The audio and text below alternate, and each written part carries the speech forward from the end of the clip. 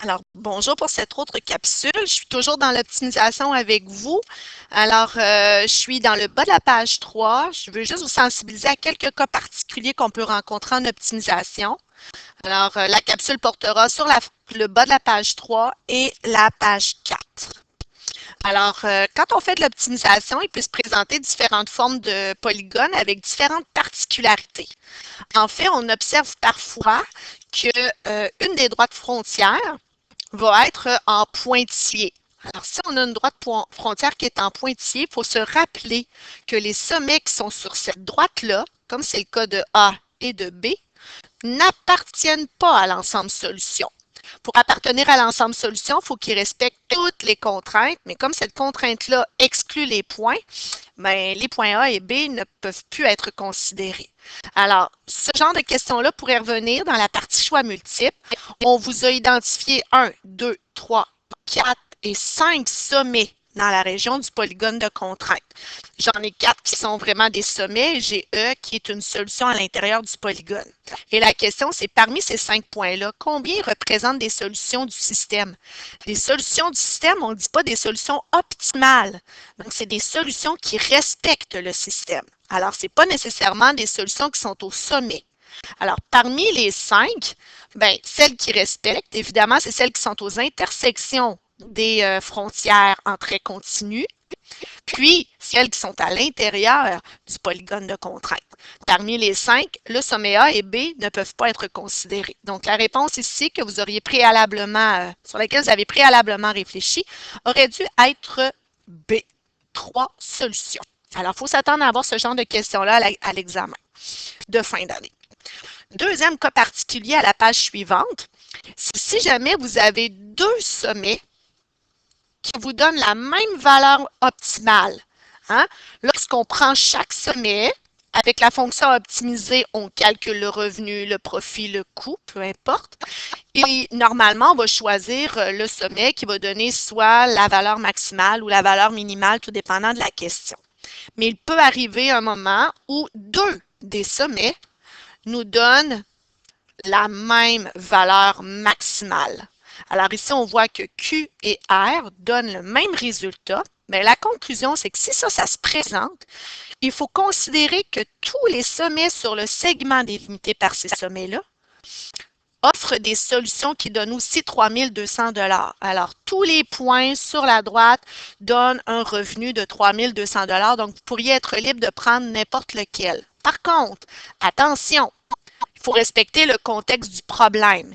Ici, on parle d'un nombre de sculptures et un nombre de tableaux. Alors, il faut traiter seulement les valeurs entières. Donc, sur le segment ici, on voit que Q correspond vraiment à une intersection de valeurs entières, c'est-à-dire de 6, 10. Le R aussi, il n'y a pas de problème, hein, à l'intersection de 10, 6. Sur le segment, bien, on en a une ici qui pourrait être retenue, une autre ici, une autre ici. Alors, on a des conditions idéales. Alors, ici, on a 1, 2, 3, 4 et 5 solutions. Alors, dans cette situation, combien de solutions à couple entier permettent de maximiser le revenu? On en aurait 5. On n'oublie pas, par contre, si on avait eu au lieu d'un nombre de sculptures, un nombre de tableaux, un nombre de kilos de café et un nombre de kilos de sucre, les quantités en kilos peuvent être exprimées en valeur décimale. Alors, on n'aurait pas eu seulement 5 solutions possibles, mais bien une infinité qui se retrouve sur le segment QR. La réponse aurait été ici une infinité. Très bien. Donc, ça aussi, c'est un cas particulier qui revient souvent.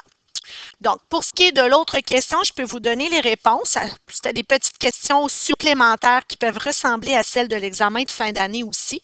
Alors, idéalement, vous y réfléchissez, puis vous écoutez ensuite la vidéo. Alors, vous pouvez faire pause, réfléchir, puis relancer la vidéo pour vous corriger. Mais en fait, ici, si on prend le temps de bien isoler le Y de chacune pour être capable de faire un beau lien avec le plan cartésien, ici, on voit qu'on aurait eu, en divisant par moins 3 de chaque côté, Y plus petit ou égal à X. Attention, hein, lorsqu'on divise par un nombre négatif, le symbole est inversé. Puis la deuxième, en isolant Y, on aurait obtenu Y est plus petit ou égal à moins 2X plus 10. Donc, c'est plus facile après ça de les associer. Alors, dans les choix de réponse, remarquez, c'est toujours les deux mêmes droites. Les droites semblent tous bien tracées. C'est les demi-plans qu'on vérifie, là, qu'on vous demande de vérifier. Alors, si par exemple, elle, je l'appelais 1 et elle, je l'appelais 2, on voit que la 1 revient partout. Hein, la y égale x, elle est là. Puis la 2 revient partout aussi. Elle est là, bien tracée, avec le bon ordonné à l'origine dans chacun des plans cartésiens. Alors, ici, il y avait une petite attrape. Il fallait changer le symbole de sens. Alors, normalement, c'est y plus petit que x. Alors, dans la droite numéro 1, il faudrait en fait assurer la région qui est vers le sol, qui est sous la frontière. Alors ici, elle est sous la frontière, ça va. Ici, elle est sous la frontière, ça va. Par contre, ici, la région assurée est au-dessus, puis ici, elle est au-dessus. Alors, on va oublier l'option B et D. On va s'intéresser à l'option A ou C. La deuxième, c'est aussi y plus petit que moins 2x. Alors, dans le deuxième, il faut aussi assurer la région qui est sous la droite. Alors, ça veut dire la région qui est sous la droite, ça serait ici. Alors, on voit que ça convient. Par contre, ici, elle a été assurée au-dessus. Donc, la réponse était de A. Alors, il y avait un attrape au niveau du changement de sens du symbole d'inégalité, qui était la trappe en fait du problème. Et le dernier petit cas particulier, encore là, idéalement, vous réfléchissez et ensuite vous relancez la vidéo pour vous corriger. On vous demande, ici on vous donne déjà un polygone qui est tout fait. Les frontières sont identifiées, associées à vos trois contraintes. Les sommets sont identifiés par PQR et la question, c'est quelles sont les coordonnées de du sommet Q, de ce polygone de contrainte. Alors, c'était pour vérifier vos habiletés à trouver les coordonnées des sommets. La plupart du temps, pour trouver les coordonnées des sommets, on procède par la méthode Y égale Y. Alors, le sommet Q, c'est la rencontre de l'équation 3 et de l'équation 2. Alors, pour trouver le sommet Q, hein, c'est en trouvant le point de rencontre entre la 2 et la 3. On va aller chercher quand est-ce que y est égal à y avec ces deux équations-là. La 2, hein, par isolement de variables, ça nous donne y égale 2x moins 5. Et la 3, par isolement de variables, ça donnait moins 7 demi-x plus 67 demi. Évidemment, vous pourriez travailler avec les décimales au lieu des fractions. Alors, la 2, je cherche quand est-ce que 2x moins 5 est égal à moins 7 demi, x plus 67 demi. Moi, j'aime bien travailler avec les fractions et m'arranger, en fait, pour éliminer les dénominateurs en multipliant par la valeur du dénominateur. Donc, ici, bon, pour annuler mon divisé par 2, on pourrait multiplier par 2 partout. C'est hyper important de le faire pour tous les membres de l'équation. Donc, on aurait 4x moins 10. Les deux s'annulent. Alors, je me retrouve avec moins 7x. Les deux s'annulent. Plus 67. Et là, hein, on a un confort. On fait qu'isoler le x tout simplement. Bon, le 7x va rejoindre le 4x pour donner 11x. Et le moins 10 va rejoindre 67 en faisant plus 10, 77. Par isolement, on obtient x est égal à 7.